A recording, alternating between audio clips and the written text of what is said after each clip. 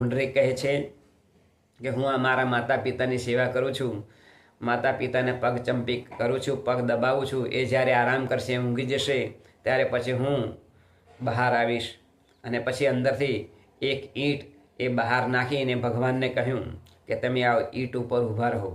ત્યારે રૂકમણીજી અને ભગવાન કૃષ્ણ એ ઈંટ ઉપર ઊભા રહ્યા, કારણ કે વરસાદનો સમય હતો. એટલે ભગવાન એ ઘણા સમય સુધી ઊભા રહ્યા. જ્યારે માતૃ પિતૃ ભક્તિ જોઈને ભગવાન કૃષ્ણ પણ એ ખૂબ ખુશ થયા પુંડરીક ઉપર.